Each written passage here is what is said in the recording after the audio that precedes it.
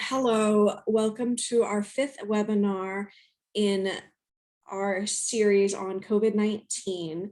Today we're going to talk about how to manage safety information and get accurate information and problem solve for a safe return to work. Right now, we're in a really dynamic period where everything's changing very, very quickly. Businesses are reopening, in-person work is resuming.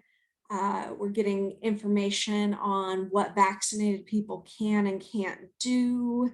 Mask requirements and social distancing requirements are changing. So you get the notification you can bring your people back or increase the number of people you have, but you need to meet all those requirements for your industry and state, federal requirements, as well as local requirements. So now what? Where do you find those? What resources are available to help you with this transition? At the moment, all of Washington is in phase 3 of the Healthy Washington Roadmap to Recovery plan, with the anticipation that on June 30th, we'll go into phase 4 of the, we'll remove restrictions and move forward. If the state is able to reach 70% vaccination before June 30th, we could open up sooner. But this is to help you navigate all the different resources. One of the most important things to remember isn't something that you need to go to any specific website for. It's the concept of resilience. The pandemic's shown that the companies that can pivot and be flexible had the greatest odds of surviving. You know, people who were able to change their business model, have people work from home, adapt, you know, restaurants that offered takeout, they were able to survive and in some cases even thrive during the pandemic. These same traits are really important for coming back to work. It's going to be a new normal. People who have been working from home might not feel comfortable working in an office environment. A lot of companies are looking at flexible work options. Some companies are going fully remote or giving that option. So there's going to be a real mix in how your employees respond. You know, some are going to be really excited for the social aspect, or you know, it might just be easier for some workers to work from office. Others might be very concerned. The same goes with changes in mask mandates. Some people may not be comfortable giving up their mask, and that's completely fine. I'm going to talk a bit about the different mask requirements later on in the presentation. So it's really important to remember that it's not going back to the way the things were. It's a new normal. So be flexible, figure out what's going to be best for this new normal for your company. There also could be a lot of changes in rules and protocols or shifting back and forth.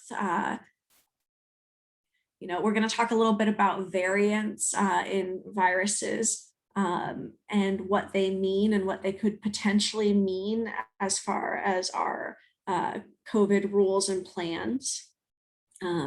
So it's just really important to have a good emergency response plan, have a plan to manage crisis, and then a plan for your business continuity, and just be flexible, be resilient. Another thing that's really important is making sure the information you give your workers and the information you base your company programs on is accurate. So a 2020 study found that almost 25% of tweets about COVID-19 contained misinformation, so untrue, misleading information. And then 17.4% included information that couldn't be verified. So it was possibly true, but a fact checker couldn't easily check that it was true.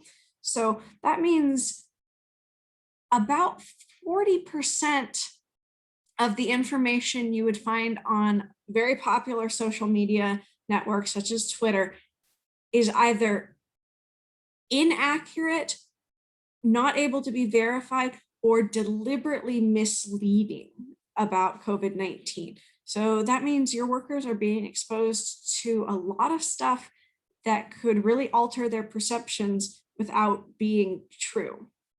So it's really important that you make sure the information you're giving your people is accurate and up to date.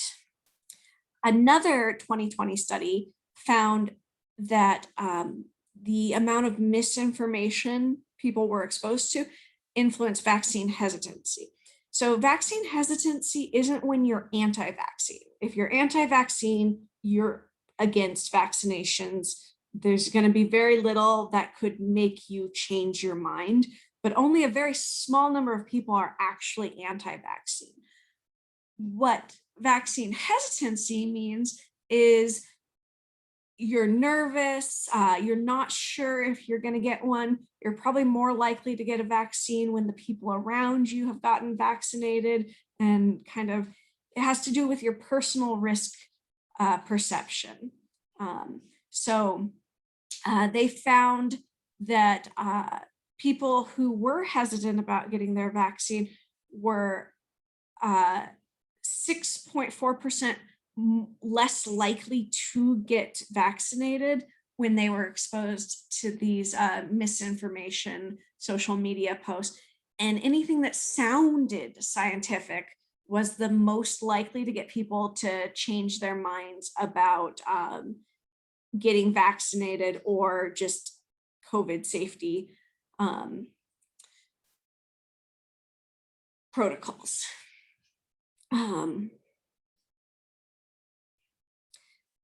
So I have a little chart detailing the different elements of misinformation and how they relate to each other.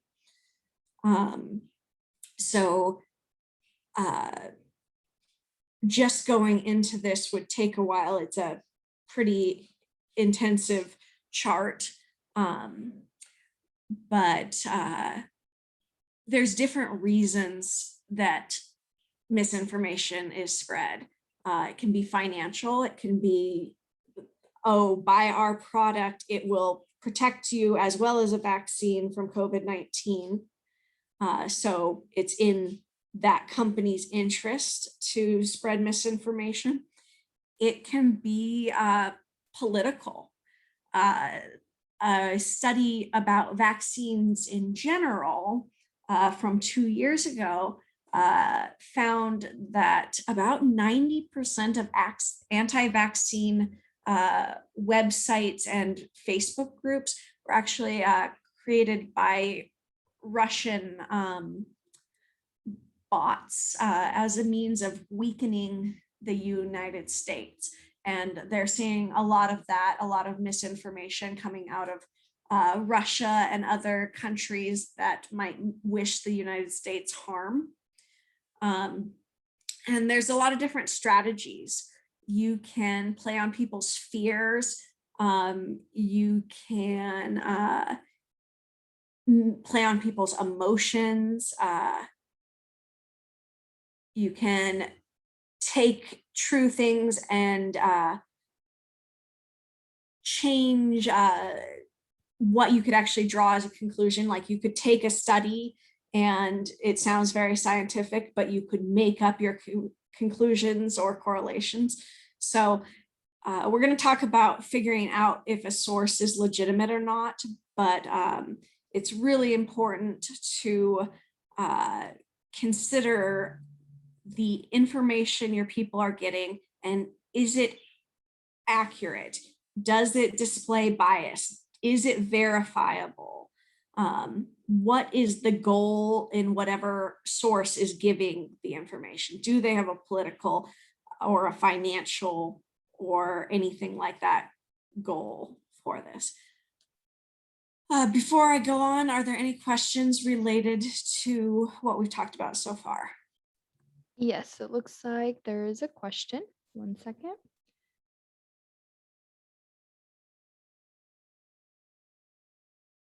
So the question says, can places legally require you to be vaccinated?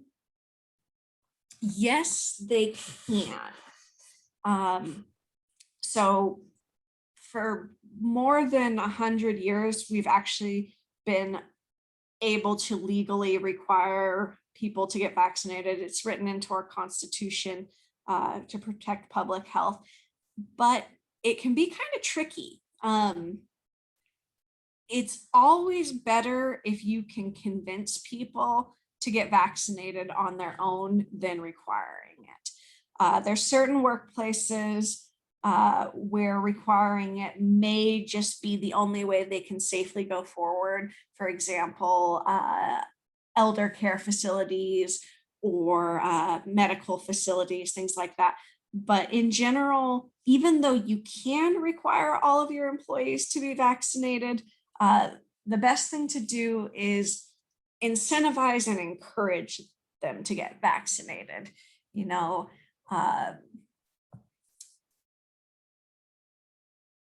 you can always say you can only come to our office if you're vaccinated, but you can't discriminate against the people who aren't, but you would need to make sure they had a work from home setup. I'll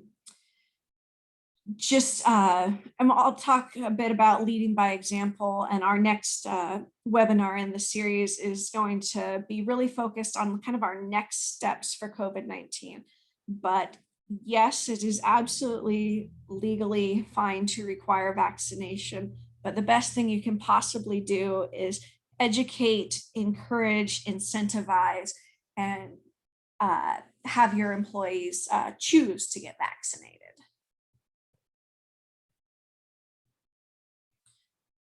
So how can you tell if an information source is legitimate? Always check what the dot suffix is in the web address. So you want to see .org, .gov, .wa, that's Washington State Government. .coms are hired domains, and there's certainly plenty of news sources that are .coms. You know, you can go to CNN.com, but there's always slants even in a good news source. These government and nonprofit and federal organizations that have these different web addresses, they don't have a slant or bias in them. .edu I didn't add, but .edu is great. You know, look at universities. Universities do a lot of research. They were some of the leading people with the first information on COVID-19 and the best ways to protect yourself. So .edu is also a great website address to use. Anybody can set up a website or a blog.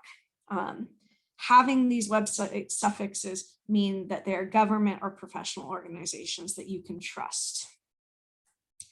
Research journals have the least biased information, but they're not always super reader friendly. If you do want to read actual journal articles, you can go to Google Scholar and type in the topic, and you'll get to see a lot of peer-reviewed, published scientific journal articles. But the average person isn't going to get too much out of those if they don't have that level of scientific background. So what there are kind of secondary scientific journals that take that information from those studies and they make it a lot more readable. So Scientific American, Science, those are great journals that they're still definitely written to a high degree, but you don't have to have a biology degree or a microbiology degree or a virology background to understand what's going on. So those are a really good place to get some high level understanding. And then the news is a great source of information, but you have to remember most journalists are not scientists, you know. Most journalists took their required 2 quarters of science classes when they were 20 years old, and they understand enough and they're good enough at their job to ask the right questions, but they might not explain things the way an actual scientist would prefer. So if you are using news sources, you know, like I said, CNN, ABC, local news, that's fantastic, but make sure you can verify it with another source.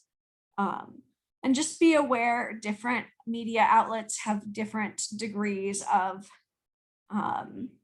bias, things like that. So it's always good if you're using media sources to look for several different sources and make sure they say the same thing to verify any information. I'm going to I'm going to share the screen and take you to a number of resources. Did we have any questions about what we talked about previously before I start showing different resources? Yes, we have one question. Why are people who are now vaccinated allowed to not wear a mask or have to social distance, according to the CDC? So I will say I don't love that because it does open up the ability for people to lie about their vaccination status. But as far as the vaccines themselves, they are so very highly effective that you really are, assuming you have a normal immune system and you were not on immunosuppressants when you were getting your vaccine or have other issues with your immune health, you know, organ transplants, things like that. If you are the average healthy person and you got any of the vaccines currently available in the US, there is such a high degree of protection, especially from the mRNA vaccines, which are the Pfizer and Moderna vaccines, that you have a very, very, very small chance of being infected. And if you were to get an infection, it would be very, very, very mild, most likely asymptomatic. So, well, I don't like the change at the moment, just because I think it opens up the possibility of people who are not vaccinated not wearing masks. The reason we're able to have people who are fully vaccinated and past their 2-week window not wear masks and not social distance is because these are so effective, like beyond our wildest dreams, effective in keeping, in fighting back COVID-19 and generating a good immune response. So, another good question.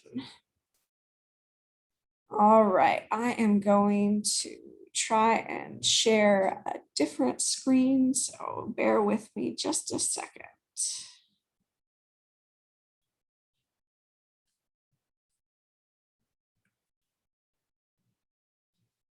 All right, so the first 3 resources on the last slide, I'm going to take you to the pages for each of those links. So the first one is coronavirus.wa.gov. And like I said, you look for the .wa, you look for the .gov, and you know this is a government resource. It takes you to the Washington State coronavirus response. And one of the very first things is a vaccine locator. It also has resources for people who might be housebound but need a vaccine.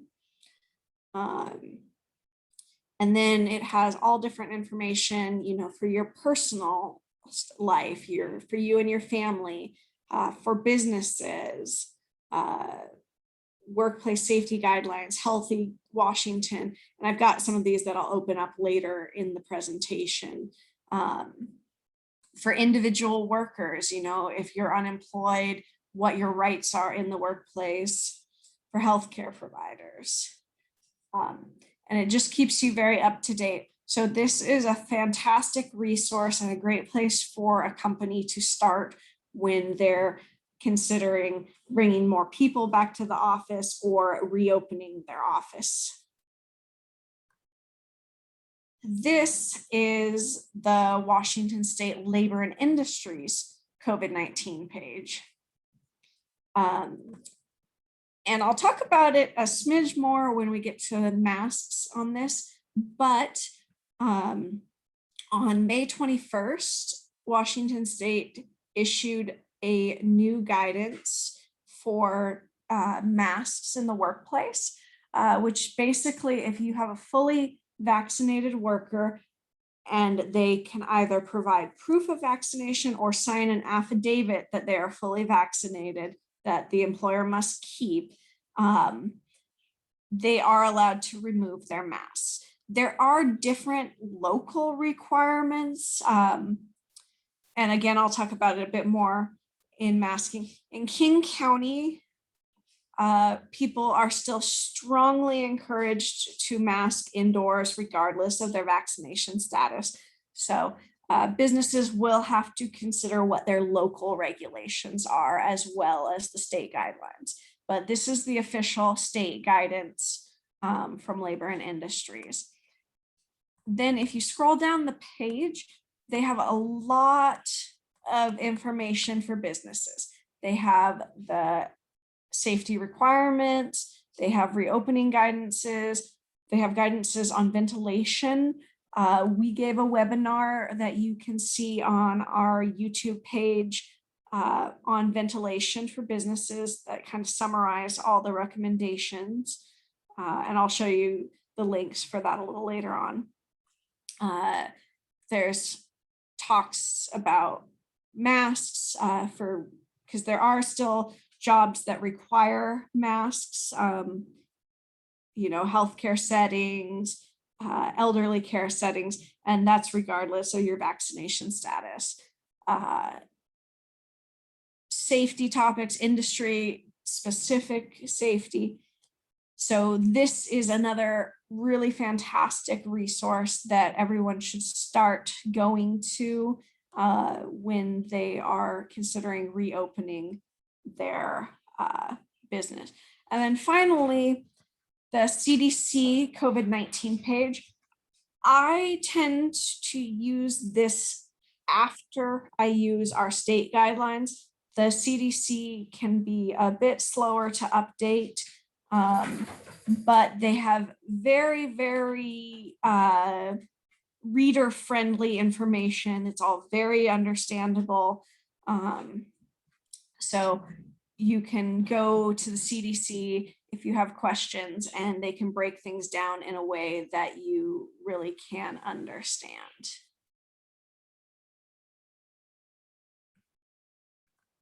All right. So resources for employers, like I said, those are all the resources where you want to start, but I'm going to go over a couple more in depth. I'm going to take you to the reopening guidance, the Department of Health website, and then our EHS-International COVID-19 education page.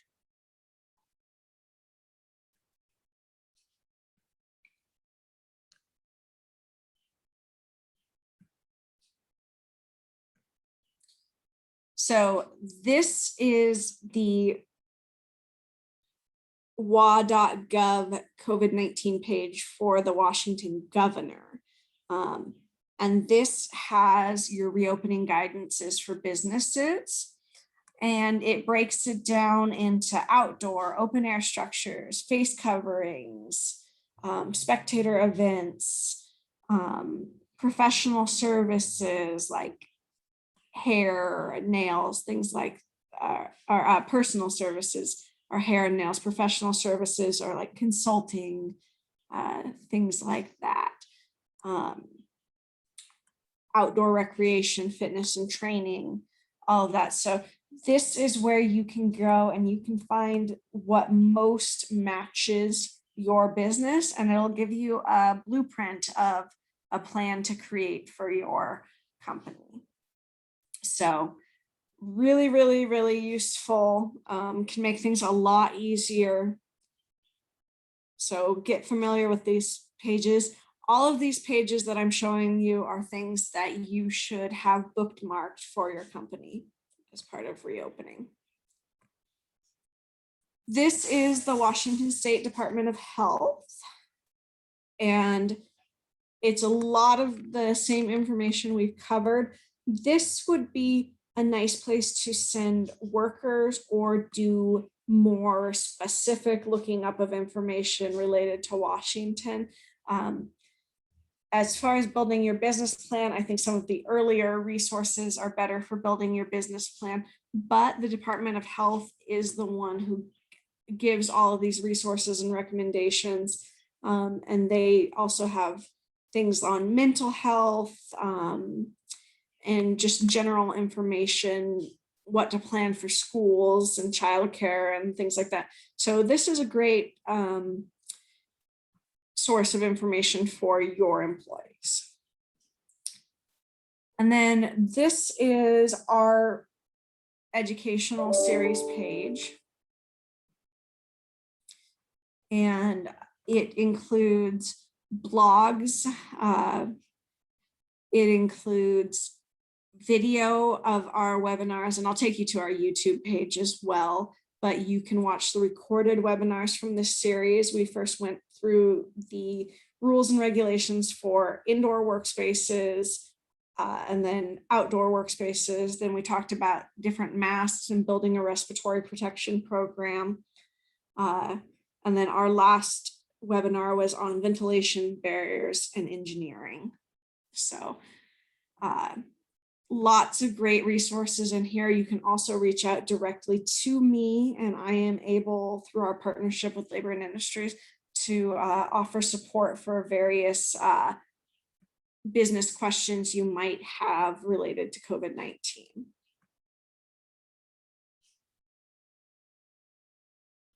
Not going to go to these pages, but they are part of coronavirus.wa.gov, and it gives you some input on mental and emotional well-being. This has been a really intense year. In all of my talks, I make sure to address mental health. There's been a lot of burnout, a lot of changes.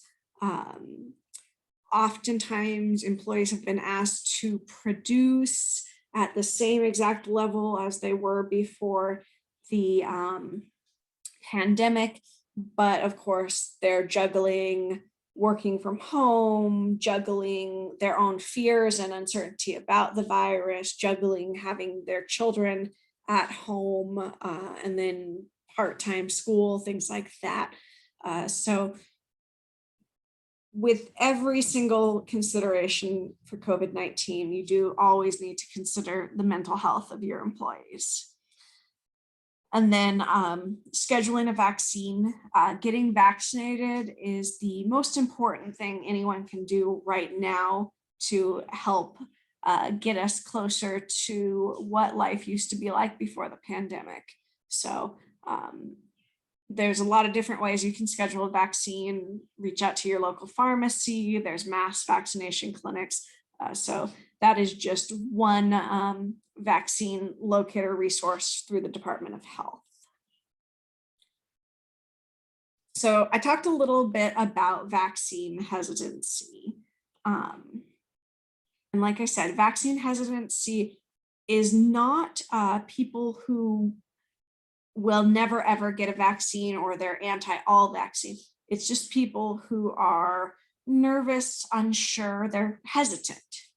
So for pre-pandemic life to resume, we really need 80 to 85% of the US. The number that they're pushing for right now is 70%, but we have variants that are more infectious, and I'll talk a bit more about variants on an upcoming slide.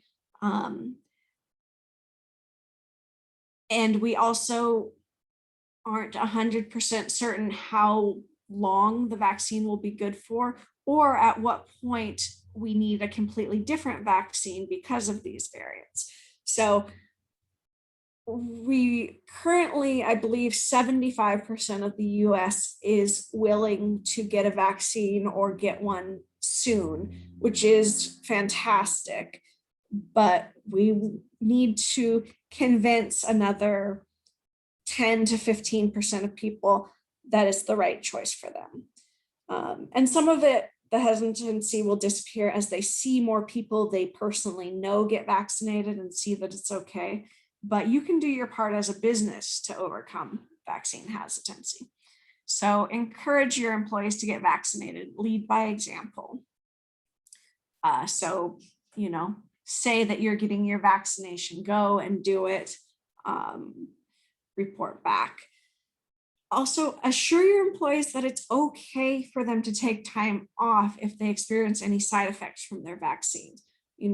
Encourage them to have the next day off, take a sick day. There are government assistance programs right now that will cover and assist companies if they do have to give their employees time off to get their COVID vaccine. And that is completely okay. You need to normalize it, not make people feel guilty, not make them feel like they're not going to get paid. So just make sure they know it's okay if they have a little bit of a reaction to the shot and need to stay home. Plan ahead for that. Just have it bookmarked into the calendar. And then, like I said, the Department of Health resources can be very helpful for making people feel more assured about the safety and the efficacy of the vaccines. These are very tested, very safe, and amazingly effective vaccines that we're really lucky to have. So the more you incorporate these conversations into your workplace and your work communications, the more likely your employees are to get vaccinated.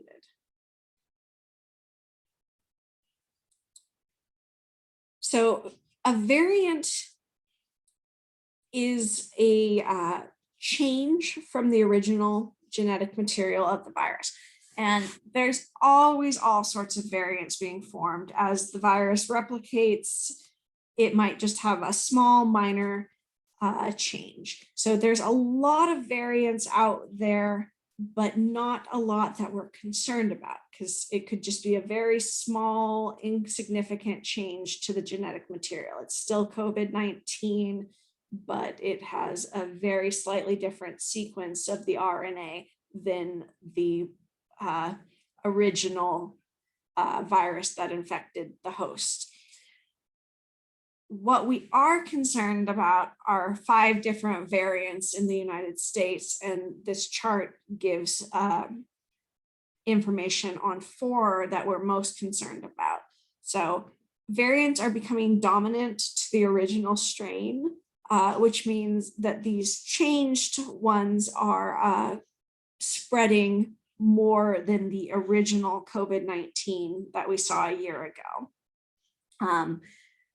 They can be more infectious and they can be resistant to vaccines. The best way to keep them from happening is to get vaccinated and follow masking and social distancing requirements. And that's to keep this virus from spreading and mutating.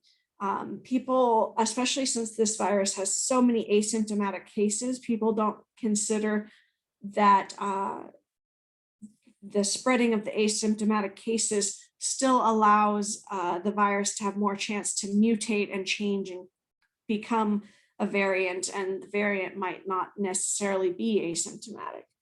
So the dominant variant in the United States is the UK variant, and it's the dominant strain of COVID-19 in the United States at the moment.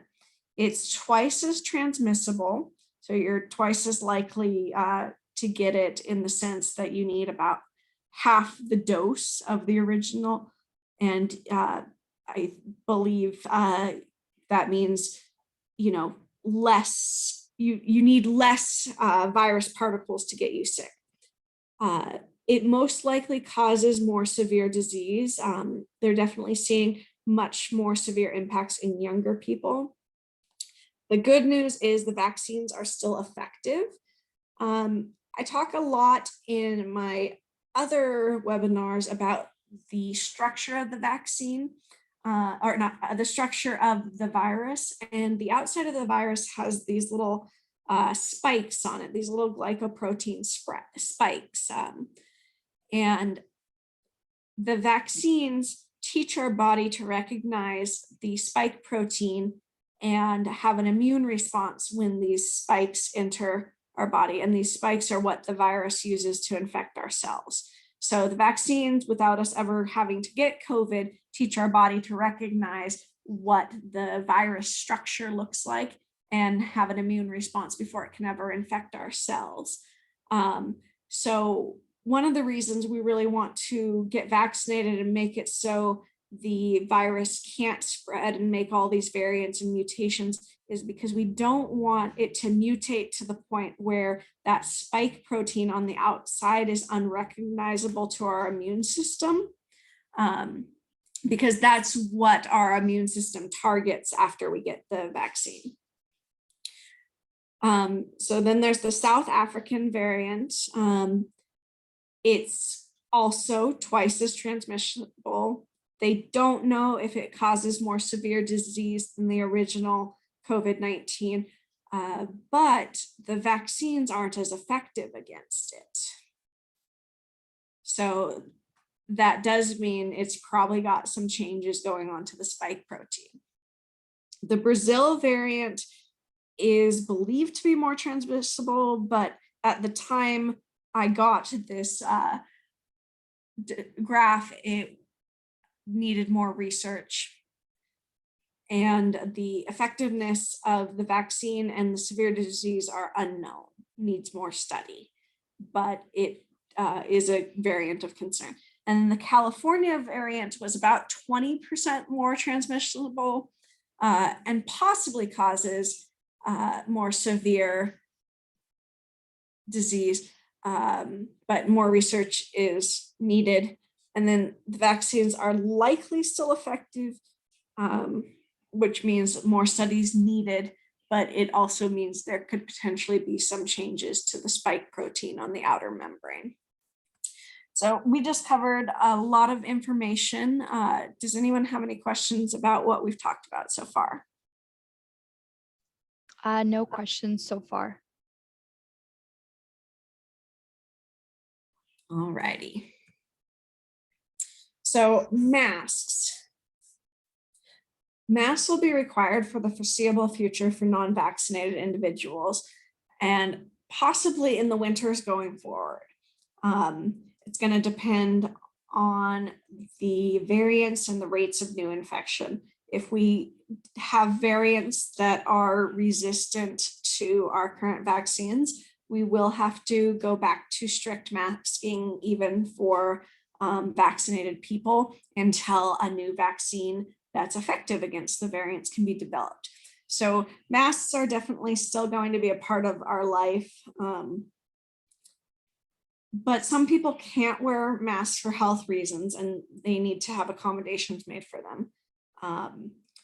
If they can work from home, or you can put in accommodations in the office. I do recommend checking out our ventilation and barriers webinars if you're coming up with that. So you can change your office design from open concept to individual spaces. that would help workers who can't work in masks. Always supply multiple types of masks for your workers, and encourage them to pick the style and material they like the most.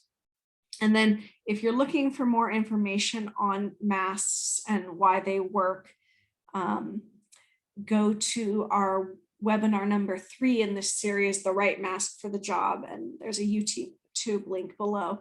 And that goes over the different types of masks and respirators. And it also talks about how to build a respiratory protection program, which is required if you have your people in N95 masks or above. As I said, King County is still strongly recommending that all people in indoor environments still wear a mask, regardless of their vaccination status. So keep that in mind, keep local regulations in mind.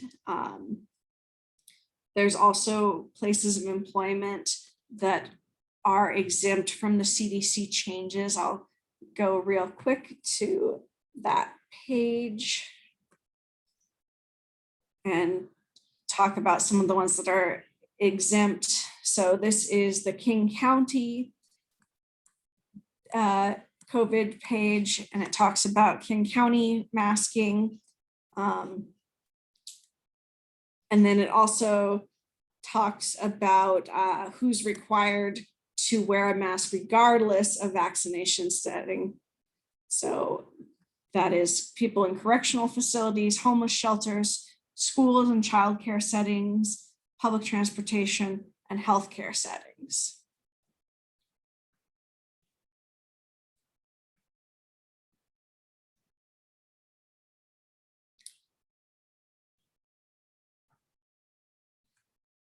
All right, any questions related to masks or variants before we go on to some other health considerations? No questions. All righty. So the other thing to think about if you're coming back to greater occupancy, or if your building was completely dormant, there's other things you need to consider for return to work. So mold can develop really quickly, especially here in the Pacific Northwest. You can get lead and copper in your pipes. There is also a bacteria called Legionella that can form in your water system and requires specific maintenance to prevent, and should you develop Legionella plaques, there's specific rules for flushing it out and prevention of disease. And you can also get a lot of indoor air quality concerns. Even just turning on a heater after a long time of disuse can have some unique smells. But for information on this, you can go to our YouTube channel. I linked down below. And I'll take you to this page. We did, not as part of this series, but with our parent company, we did a Soundbite webinar on reopening dormant buildings. So mold, Legionella, and water quality issues based off of the CDC guidance for reopening dormant buildings. And this also gives you a really good timeline on what to expect.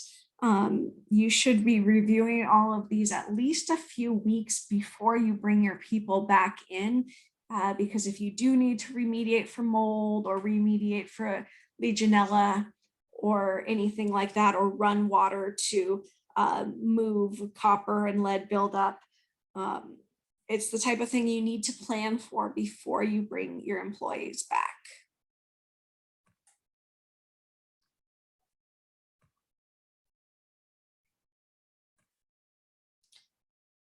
All right, so kind of wrapping this up, there's concepts you need to keep in mind as we're navigating this changing system and bringing people back to work and getting used to the new normal. So resilience. You need to have a business plan that allows for flexibility and resilience. Things are not going to look exactly the same as they did before the pandemic. And if you want your company to thrive, you need to recognize and plan for that and make the most of it. Really encourage your employees to get vaccinated and lead by example. Only give factual information from approved sources, government sources, professional resources, state and federal resources. Don't allow misinformation to spread. If you hear something that doesn't sound true, work with your people to verify or disprove it in a way that people learn, and you can influence people's, vaccine hesitancy, perception, all of that. Follow all COVID-19 safety guidelines for your workplace, and promote a culture that you're taking care of your employees' emotional and physical health. So like I said, mental health is really, really important to consider right now. All right, please feel free to send me an email with any questions related to this. Check out our other resources. And in June, we'll be giving another webinar that will talk about where we're going from here. What are the new next steps coming from COVID-19? What else your company can do to become resilient, how you can prepare for the next pandemic, and also just updates on the virus, and we'll see where we're at in June. So as we get ready for June 30th and the lifting of restrictions in Washington State. Thank you so much for your time today, and I hope to hear from you again soon.